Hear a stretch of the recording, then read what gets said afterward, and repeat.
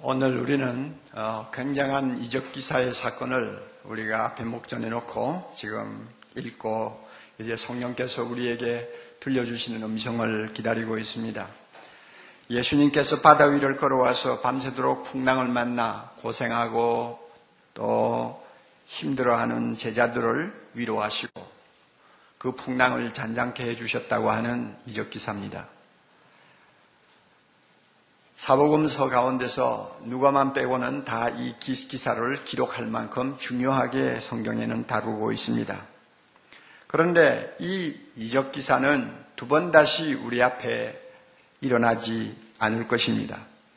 예수님은 지금 몸을 입고 세상에 살고 계시지 않습니다.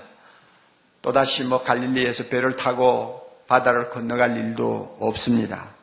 그렇다면 이런 기적이 오늘 21세기를 살고 있는 우리 모두에게 무슨 상관이 있느냐 하는 질문을 우리는 던질 수가 있습니다. 하나님의 아들이셨으니까 그런 기적을 일으키시겠지 하는 생각으로 끝나버리면 그것은 하나의 메마른 성경 지식이 되고 말 것입니다. 여러분, 우리가 들고 날마다 읽고 묵상하는 성경 말씀의 그 신비한 은혜가 뭔지 아십니까? 그 능력이 어디에 있는지 아십니까?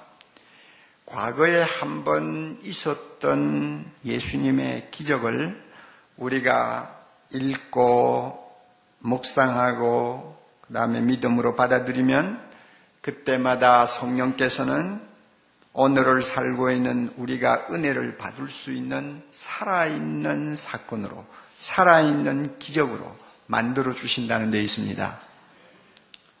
그래서 우리는 2000년 전 갈릴리 바다 현장으로 돌아갈 수가 있습니다. 또 제자들의 처지에다가 우리 자신을 놓고 그들과 우리를 동일시할 수가 있습니다. 갈릴리 바다를 건너가던 제자들은 바로 우리다, 나 자신이다 하는 입장에서 예수님의 이적을 우리가 깨달을 수가 있다는 말입니다. 성령께서는 우리에게 항상 그런 은혜를 주십니다. 따라서 이것은 과거에 한번 있었다가 끝난 이적이 아니라 오늘도 우리의 은혜의 세계에서 10번이고 100번이고 반복되고 일어날 수 있는 이적기사요. 그 이적기사를 통해서 하나님은 오늘도 우리에게 주시고자 하시는 메시지를 끊임없이 들려주신다는 사실을 믿으시기를 바랍니다. 이런 이유로 저는 이 본문을 읽으면서 풍랑 만난 제자들이 저 자신이라는 것을 알고 있습니다. 우리가 잘 아는 바와 같이 갈릴리 바다는 예고 없이 바람이 붑니다. 그리고 예고 없이 풍랑이 일어나서 바다를 건너가던 배들이 고전을 하고 고기를 잡던 배들이 어려움을 당하는 일들이 왕왕이 일어난다고 합니다. 제가 살고 있는 이 세상과 영락없이 닮았다고 저는 봅니다. 우리가 잘 아는 바와 같이 세상은 고해와 같습니다. 언제 무슨 일이 일어날지 무엇이 나를 찾아올지 우리는 한 치 앞도 내다볼 수가 없는 캄캄한 밤을 바다에서 보내는 것과 같습니다. 제자들은 밤새도록 맞바람을 안고 풍랑과 싸워야 했습니다.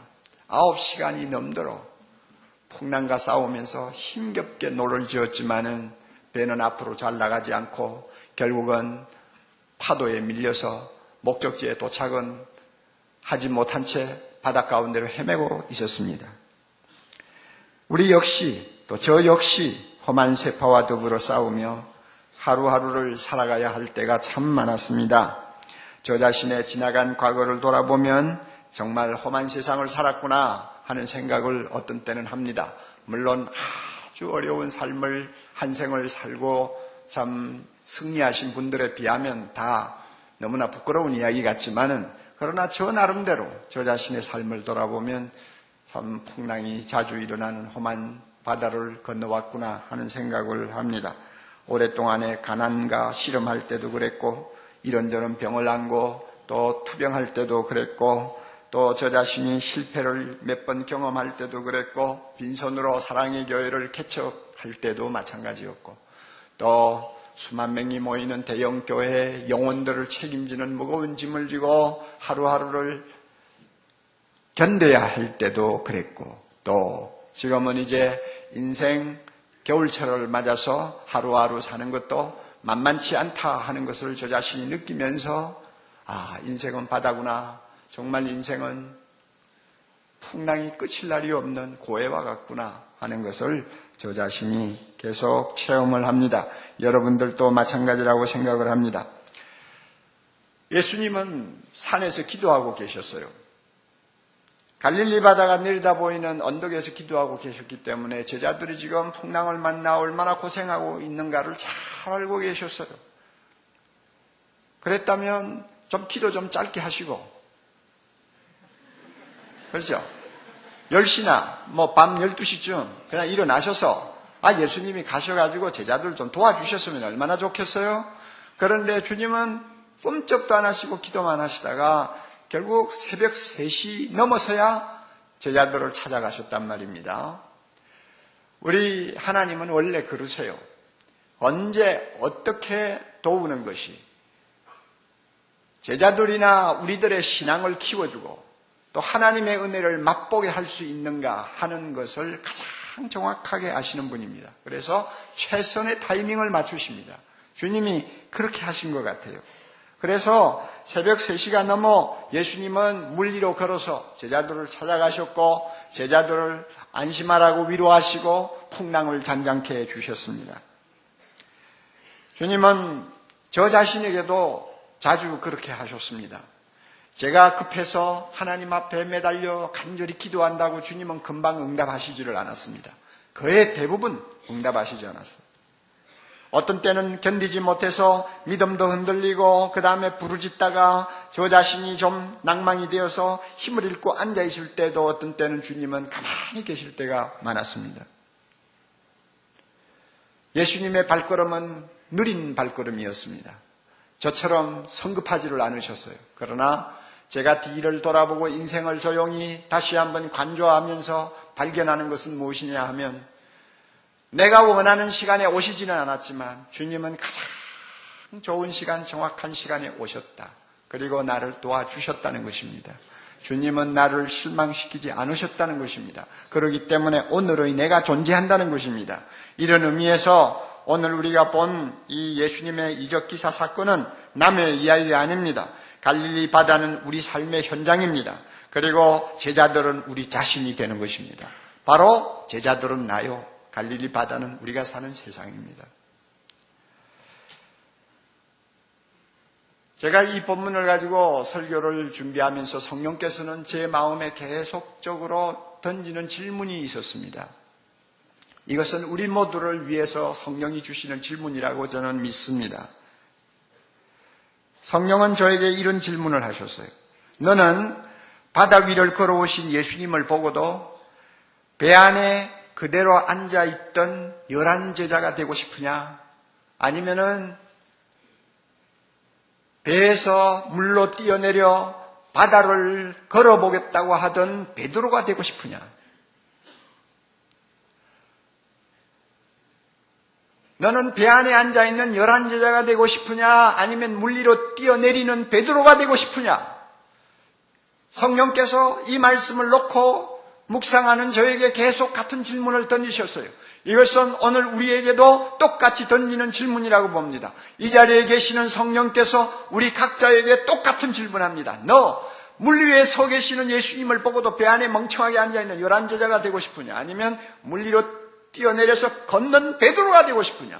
저의 마음은 두말할 것도 없죠. 주님, 저는 베드로 되고 싶습니다.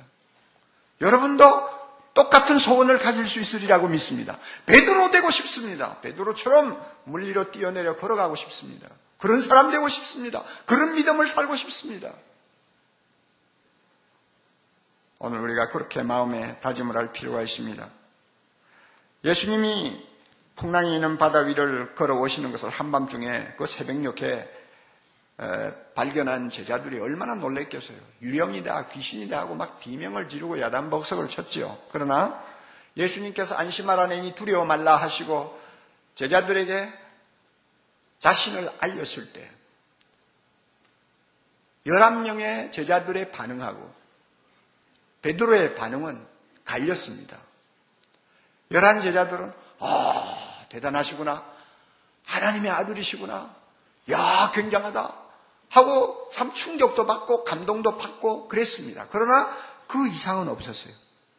그들의 존재를 흔들어 놓을 만한 영혼의 깊은 각성이 일어나지를 않았습니다. 그러나 베드로는 달랐습니다. 풍랑이 있는 바다 위에 서 계시는 예수 그리스도를 그는 바라보면서 평소에 땅 위에서 함께 걸어다니던 예수님하고는 다르다는 것을 그는 알았어요.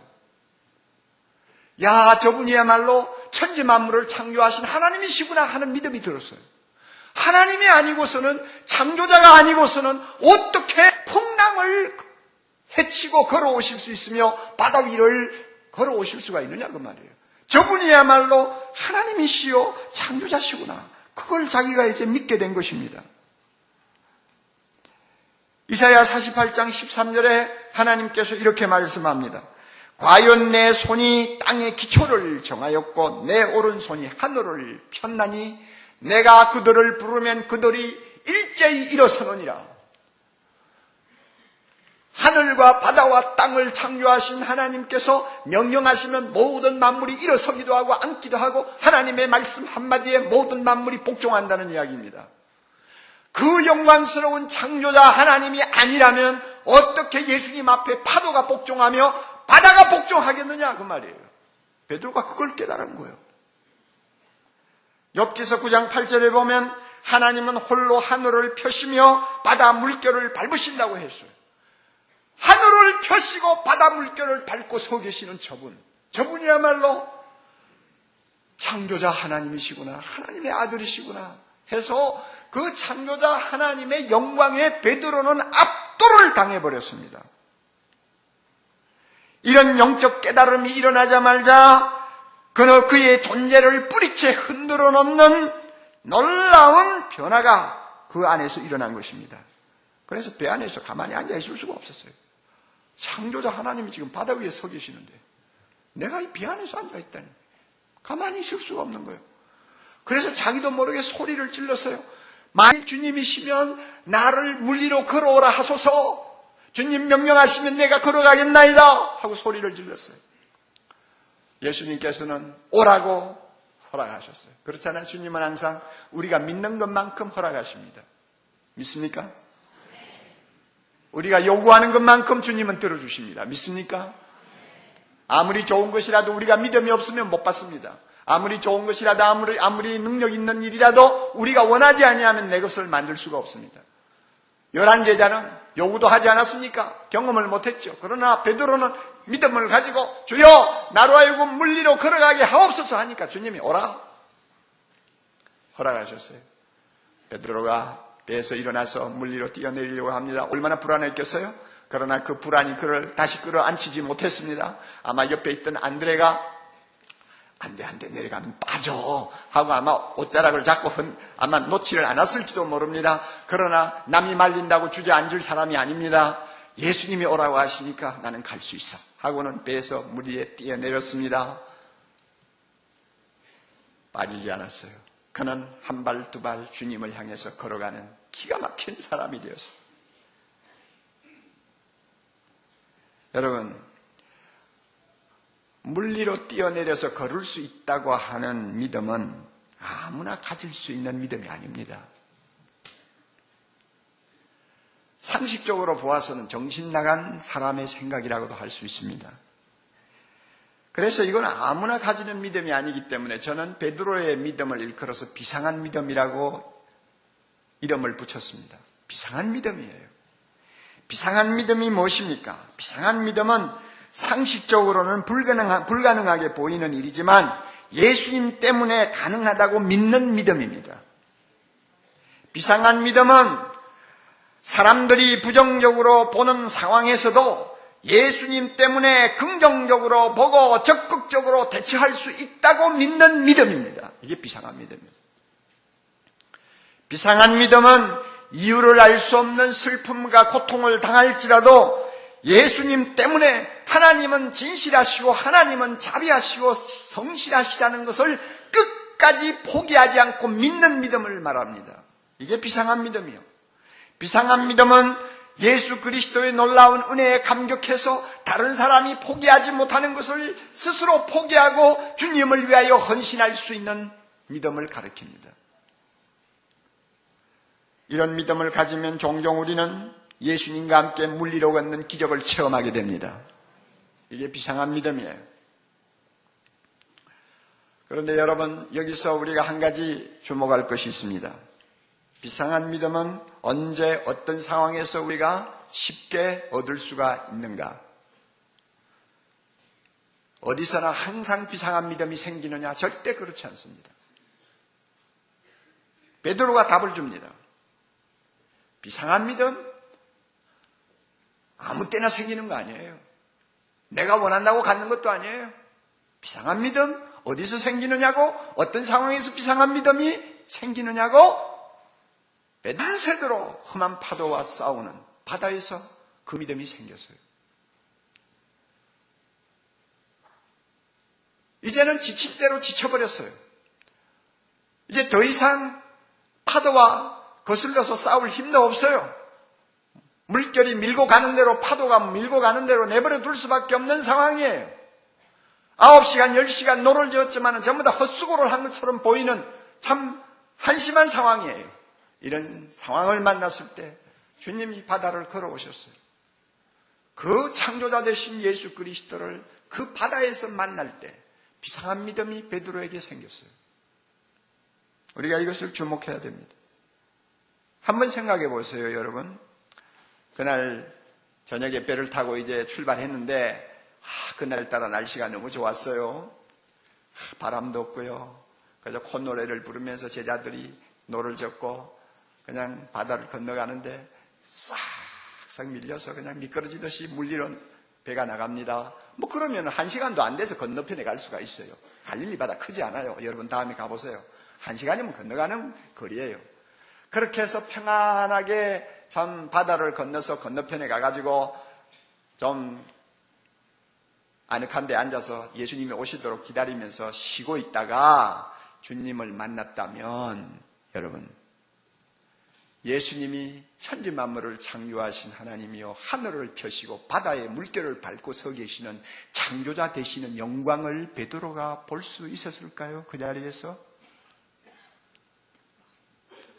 저분이야말로 하나님의 아들이시구나 하는 뜨거운 믿음이 그 영혼의 깊은 곳에서 다시 한번 샘솟는 축복을 그가 누릴 수 있었을까요? 아니, 나도 물 위를 걸을 수 있다 하고는 배에서 물로 뛰어내리는 정말 비상한 행동을 할 수가 있었을까요? 천만에요.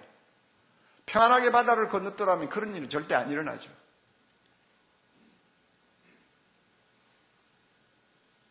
베드로의 이와 같은 경험은 우리에게 중요한 사실을 교훈하고 있습니다.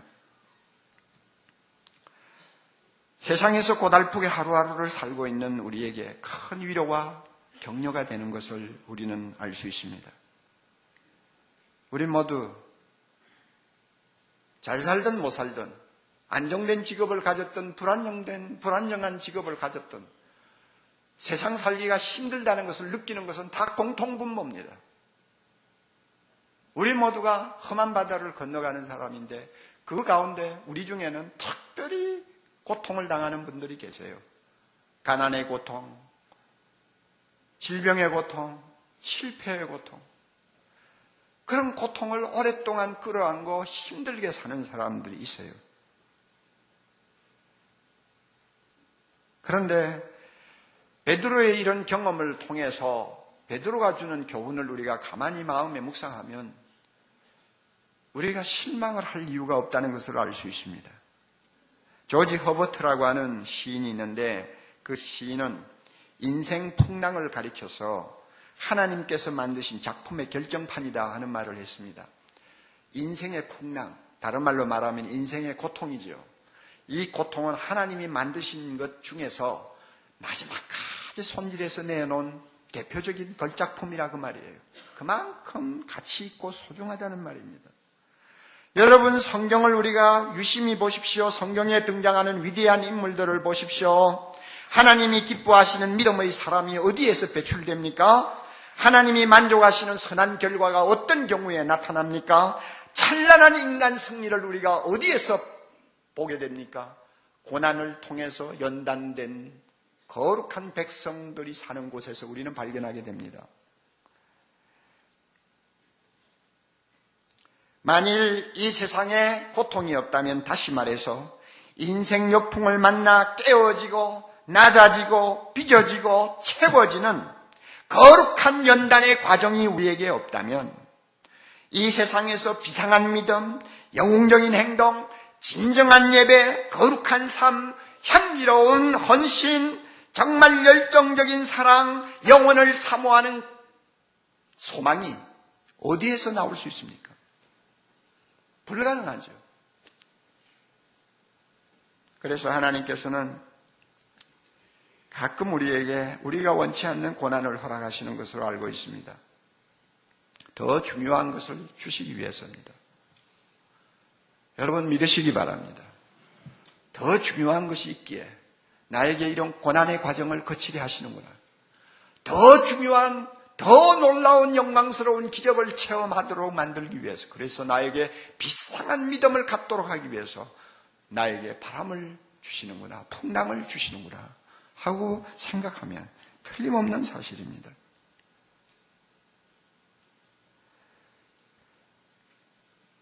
물론 이런 풍랑을 우리는 다 좋아하지 않습니다. 저도 절대 좋아하지 않습니다. 목사지만은 정말 좋아하지 않습니다. 정말 좋아하지 아니하니까 정말 주시는 때가 있어요. 그러나 지나놓고 보면 얼마나 우리 하나님 자비로우신 분인지, 내가 그 풍랑 겪지 않았으면 내가 지금 믿고 있는 예수님 못 믿을지 몰라요. 아멘입니까 여러분? 내가 그 풍랑 겪지 않았더라면 하늘과 땅을 창조하신 하나님이 물 위에 서 계시는 거 내가 볼 수가 없었을 거다. 다 틀림없는 사실이고, 내가 그 풍랑 겪지 않았더라면 나는 바다 위를 걸을 생각 감히 할 수가 없는 그냥 미지근한 인간, 미지근한 신앙 가지고 살다가 많은 사람이 되고 말았을 것이다. 그런데 감사하게도 내가 원치도 않는 풍랑을 주시고 고난을 주셔서 내가 그래도 예수님을 뵐 때마다 천지 만물을 창조하신 하나님, 하늘을 펴시고 바다 위에 서 계시는 주님을 내가 목도할 수 있게 하시고 그 영광 앞에 내가 경배하며 영광을 돌리는 사람으로 바뀌었다고 생각하면 그 풍랑 감사해야죠. 감사해야죠. 그래서 우리가 풍랑을 만나게 되면 가끔 주님은 풍랑과 함께 여러 가지 은혜를 많이 주십니다. 제가 그 특세를 할 때 들은 찬양 중에 참 제 마음에 늘 남아있는 가사가 하나 있어요.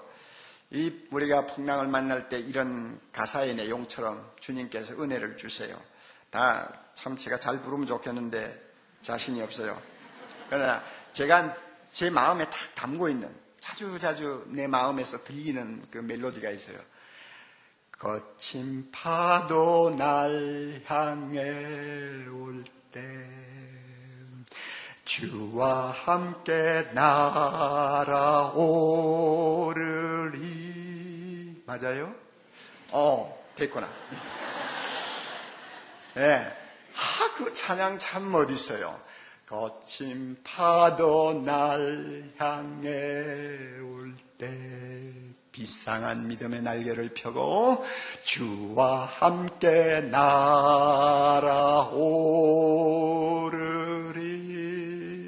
바로 이런 은혜를 풍랑이 있는 바다에서 주님이 주세요. 가져주세요. 다시 한번 해봐요. 거친 파도 날 향해 올 때 비상한 믿음의 날개를 펴고 주와 함께 날아오르리. 베드로가 그런 은혜를 체험을 했어요. 그러므로 여러분, 세상이 살기 힘들다고 나는 왜 다른 사람이 겪지 않는 이런 고난을 겪는가 하고 너무 자기를 비관하고 탄식하지 마시고, 참 주님께서 나를 위해서 준비하신 놀라운 은혜가 기다리고 있다는 소망을 가지고 그 소망을 바라보는 비상한 믿음의 소유자 되기를 바랍니다. 오클라호마 털사에 가면은 오랄 라버츠 대학이라고 하는 대학이 있습니다. 제가 공부를 하는 기간에 한번 가본 일이 있어요. 그런데 그 오랄 로버츠 목사님은 한 50년 전부터 요한 3서 2절에 있는 말씀을 가지고 소위 우리가 말하는 삼박자 축복이라는 거 있죠. 영혼이 잘됨 같이 육신이 건강하고 범사에 형통하리라고 하는 말씀을 가지고 전 미국에 있는 모든 성도들에게 깊은 영향을 주었던 목사님입니다. 그분이 만든 대학이에요. 제가 하도 텔레비에도 자주 나오고 해서 한번 일부러 가봤어요. 갔더니 그 대학 안에는 기도탑이라는 높은 탑이 하나 있어요. 기도의 탑, 기적의 탑이라는 거죠. 그 탑을 제가 올라가 봤어요. 올라가서 둘러보니까 좀 비가 상해요. 온통 그냥 오랄 로바츠와 그 식구들 그냥 선전하는 사진들 그냥 가족 PR 하는 것이 막 거의 80%예요. 올라가서 비가 상해서 내려가 버릴까 하는데 계단 옆에 카드가 이렇게 쌓여 있어요. 그래서 그 카드를 하나 집어봤더니 그 카드에 이런 말이 있어요. 하나님은 우리가 가진 어떤 문제보다 더 크시고 위대하시다. 하나님은 우리가 가진 어떤 문제보다도 더 크고 위대하시다. 그거 하나는 좋더라고요. 그래요. 그래서 제가 그 카드를 하나 들고 내려왔어요. 그래서 지금도 내가 기억을 하고 있는데요. 여러분, 하나님은 위대하십니다. 하나님은 크십니다. 천지 만물을 창조하신 그분이 우리 아버지십니다. 베드로는 그 하나님을 풍랑이 있는 바다에서 만났어요. 우리도 그 하나님을 풍랑이 있는 세상에서 만날 수 있어요. 베드로는 그 하나님을 만나자마자 비상한 믿음을 가지고 바다 위를 걷는 사람이 되었어요. 우리도 그런 사람이 될 수 있습니다. 할렐루야. 예. 여러분에게 비상한 믿음을 가진 사람이 어떤 일을 할 수 있는가를 좀 말씀드리기 위해서 제가 알고 있는 몇 가지 예를 좀 들게요. 저는 비상한 믿음을 가지고 실패를 딛고 일어선 사람을 알고 있습니다. 한 30여 년 전 불교 신도의 회장이었습니다. 그런데 그분은 약대 출신이었기 때문에 약국을 하다가 한때는 성공을 했지만 나중에 큰 실수를 해가지고 벌금형을 받고 도망다니는 참 초라한 신세가 되어버렸어요. 그래서 그 과정에서 어쩌다가 예수님을 믿게 되었습니다. 조금 사정이 나아져서 나중에는 이제 남의 빚을 끌어다가 은행 빚을 끌어다가 이제 화장품 회사를 시작을 했습니다. 그래가지고 참 고되게 이제 밤낮 없이 뛰고 있는데 하도 고생하면서 사니까 예수 믿는 어떤 아는 분이 그에게 이런 말을 했어요. 말라기서 3장 10절에 보면 하나님께서 온전한 11조를 드려라. 온전한 11조를 드리면 하나님께서 싸울 곳이 없도록 복을 주신다고 약속하셨어. 그래서 하나님이 11조 가지고 하나님을 시험하라고 했으니까 너 한번 그렇게 해봐라. 그러면 이 난관을 벗어날 수 있도록 하나님이 은혜를 주실지 모르겠다. 그런 이야기를 했어요. 그 말 들으니까 아직 믿음이 어린 사람인데 너무나 귀가 솔깃하단 말이야. 11조만 주면 하나님이 쌀 곳이 없도록 복을 주신다고? 그거 내가 못할 리가 없지. 그래가지고는 하나님 앞에 이렇게 기도했어요. 하나님, 제가 11조를 드릴 수도 있지만은 저는 지금 돈이 너무 필요합니다. 하나님, 11조 대신에 10의 2조를 드릴 테니까 다음 달부터 저의 매출액을 2배로 뛰게 해주세요. 말도 안 되는 이야기죠, 사실은. 그런데 하나님께서는 어떤 경우에 참 이런 그 소박한 요구를 들어주실 때가 있나 봐요. 진짜 10의 2조를 드렸어요. 드렸더니 그 다음 달 매출액이 8배를 뛴 거예요. 이 사람이 정신이 없었어. 그래가지고 계속 사업이 번창해 나갔어요. 지금까지 20년이 넘도록. 그래가지고요, 연명과기대 이사로 있었기 때문에 그 김강석 장로님이라는 분입니다. 연명과기대 이사로 있었기 때문에 제가 잘 알죠. 자기가 하나님이 그런 축복을 받고 나니까 너무 감사해가지고 연명과기대 공학관을 지어주었어요. 우리는 말라기서 3장 10절을 여러 번 보지만은 저나 여러분이나 그 말씀을 읽고 그냥 적당히 넘어가지. 하나님, 내가 11조 가지고 시험하라는데 나는 10의 2조가 시험할게요. 이런 식으로 나오는 비상한 믿음을 가진 사례는 별로 없습니다. 그 보통 사람이 하는 거 아니에요. 그러니까 베드로가 물리를 걷는 비상한 믿음은 이런 비슷한 독특한 데가 있다고 말이에요. 하나님께서 여러분의 마음에 어떤 믿음을 주시면 그 믿음대로 한번 해보세요. 하나님께서 놀라운 일을 행하실 때가 있어요.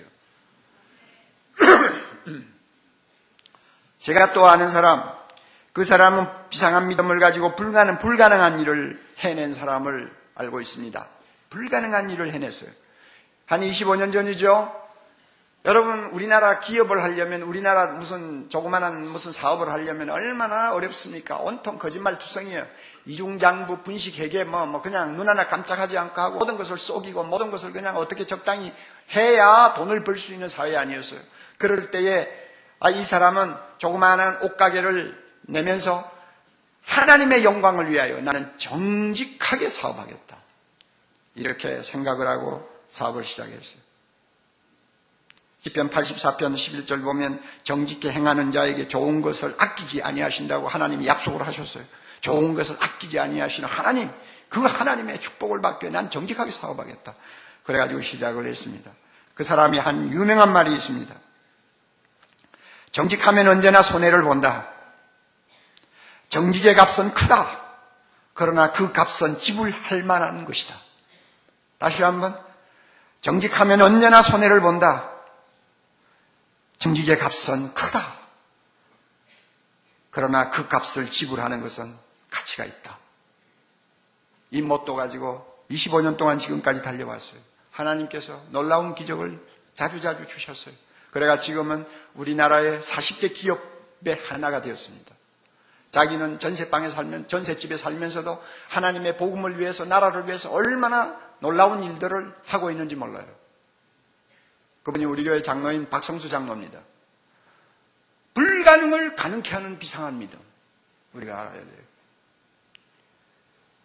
저는 비상한 믿음을 가지고 절망 속에서 다르게 행동하는 사람을 알고 있습니다. 얼마 전에 보았던 잡지에서 저는 이런 기사를 보았습니다. 절망 속에서 다른 사람하고 다르게 행동하는 사람. 비상한 믿음 때문에. 수년 전입니다. 미국에 있는 해군병원에 몸이 좋지 않는 자기 아이를 데리고 온 부모가 있었습니다. 의사가 검진을 해보니까 간에 종양이 생겼어요. 굉장히 심각한 병이었습니다. 그래서 의사가 고민을 하고 어떻게 하면 아이를 살릴까 하고 걱정을 하다가 그는 결국 공격적인 화학요법을 처방했습니다. 이거는 의사들이 쓰는 전문 용어입니다. 아마 아주 독한 약을 아마 세게 처방을 했다는 말이겠죠. 그랬는데 그만 그 아이가 발작을 일으키더니 죽어버렸어요. 의사는 망연자실했습니다. 무엇이 잘못되었는지를 알 수가 없었습니다. 그런데 그 부모를 보니까 사람들이 틀렸어요. 뭔가 편안한 마음을 유지하고 있다는 느낌을 받았습니다. 나중에 의대생들에게 자기의 그 케이스를 가지고 이제 연구 발표를 강의를 할 시간이 있었는데 그 강의를 준비하느라고 자기가 그 아이에게 처방한 약의 분량을 다시 계산을 해봤어요. 그랬더니 어떻게 된 판인지 아이에게 처방한 그 약의 양이 적정선을 10배나 넘는 약을 처방을 해버린 거예요. 자기가 그런 실수를 해버린 거예요. 그러니까 그 애는 자기가 죽인 거예요. 미국이 아무래도 좀 다르죠. 부모를 불렀습니다. 불러가지고 의사가 솔직하게 자기의 잘못을 고백했습니다. 그랬더니 아무 말하지 않고 듣던 부모는 나중에 이런 말을 했습니다. 우리 아이를 구해보려고 정성을 다해서 노력한 선생님께 정말 감사를 드립니다. 우리 죽은 아이는 지금 예수님과 함께 천국에 가 있습니다. 하나님의 뜻이죠. 그리고는 치유하겠다고 협박하지도 않았고 의사를 붙들고 아들 살리라고 무슨 소동을 벌리지도 않고 그대로 받아들이는 부부. 예? 견디기 어려운 절망이죠. 다시 돌이킬 수 없는 불행 앞에서 사람을 원망하거나 누구를 탓하기 전에 생명의 주인 되신 하나님의 성실하심, 그분이 잘해주신 것이다. 그분이 나에게 꼭 필요하니까 허락하신 고통이다 하는 것을 그대로 받고 모든 것을 수용하는 그 무명의 부부를 보고 이 의사가 감탄을 한 것입니다. 충격을 받은 것입니다. 그래서 그 의사는 거듭난 그리스도인으로 다시 태어나는 자기 자신의 체험을 했어요. 이 의사의 이름은 잭 템플턴이라고 하는 사람입니다. 최근에 아버지가 사회에 자기 재산을 환원해가지고 만든 재단이 있는데 그 재단의 이사장이 되었습니다. 이 재단은 미국에서 세 번째로 큰 자선단체입니다. 빌 게이츠의 재단 다음으로 큰 재단입니다. 그리고 이 재단은 종교계에서 특별히 위대한 일을 남긴 사람들을 위해서 상을 주는 제도가 있습니다. 그래서 템플턴 상이라고 하면은 종교계의 노벨상이라고 흔히 말을 합니다. 테레사 수녀가 받았고 빌리그레암 목사님이 받았고 한경직 목사님이 받은 것을 우리가 기억하고 있습니다. 그 재단의 책임자가 되었어요. 사람들은 잭 템플턴 의사가 그 재단의 책임자가 되는 것을 보고 야, 템플턴 재단의 책임자가 선교사다 하는 말을 했습니다. 선교사가 책임자가 되었으니 얼마나 선한 일을 많이 하겠느냐 하는 이야기입니다. 그렇게 선교사라는 말을 들을 만큼 변화된 이유가 뭡니까? 자기의 불행을 하나님이 주시는 거룩한 축복으로 알고 수용하는 비상한 믿음을 가진 무명의 부모한테서 감동을 받았기 때문에 그런 사람이 태어난 것입니다. 분명히 여러분 알아두십시오. 지금도 하나님은 오로지 예수님만을 전적으로 신뢰하는 단순하고 우직하고 어린아이 같은 믿음을 가진 사람들 속에서 자기의 영광을 드러내십니다. 놀라운 일을 행하십니다. 어떻게 보면 맹목적인 것처럼 보이는 믿음을 꼭 붙들고 담대하게 살아가는 거룩한 바보들이 종국에는 승리할 수 있도록 만들어 주십니다. 믿으시기 바랍니다. 내 믿음대로 될지어다 하신 말씀은 창조주 하나님이 우리에게 주신 놀라운 약속입니다. 이 약속 붙들고 이 세상에서 비상한 믿음으로 거룩한 바보처럼 사는 자 하나님이 은혜 주시는 것을 우리는 믿어야 됩니다. 간혹 우리의 믿음이 흔들릴 때가 있습니다. 베드로가 물을 걸어가다가 빠진 것처럼 우리도 빠질 수가 있습니다만 걱정하지 마십시오. 주님을 부르면 그때그때마다 주님이 오셔서 우리의 손을 붙들고 일으켜 구원해 주십니다. 그리고 비상한 믿음을 가지고 자기와 함께 바다를 걷게 해 주십니다. 사랑하는 성도 여러분, 비상한 믿음을 가지면 하나님은 언젠가 가난에서 우리를 벗어나게 해 주실 것을 믿으시기 바랍니다. 비상한 믿음을 가지면 언젠가 실패를 성공으로 바꾸어 주실 것을 믿으시기 바랍니다. 우리가 비상한 믿음을 갖고 주님을 고지하면 언젠가는 절망에서 소망을 가지는 놀라운 축복 안겨주실 줄 믿습니다. 서로 그렇게 금방 우리가 원하는 대로 답을 주시지 않는다 할지라도 우리가 어떤 상황에서도 모든 것을 합력하여 선을 이루게 하시는 주님의 성실하심 때문에 어떤 상황도 감당할 수 있는 능력과 힘을 주신다는 것을 믿으시기 바랍니다. 성령께서 이 시간 저와 우리 모두에게 다시 한번 질문을 하고 계십니다. 창조자 하나님이 풍랑이는 바다 위에 서 계신다. 너는 보트에 그대로 앉아있는 열한 제자가 되고 싶으냐? 아니면 바다 위를 뛰어내리는 베드로가 되고 싶으냐? 오늘도 우리를 향해 질문합니다. 여러분 어떤 믿음의 사람 되기를 원합니까? 주여, 나도 베드로처럼 비상한 믿음 가지고 기적을 체험하면서 살고 싶습니다. 도와주십시오. 우리 모두 이런 기도가 우리의 가슴 속에서 우러나기를 바랍니다. 그리고 갈릴리 바다와 같은 현실에 나가서 우리가 하루하루 살 때도 이 믿음 가지고 우리가 하루하루 승리하는 축복이 있기를 바랍니다.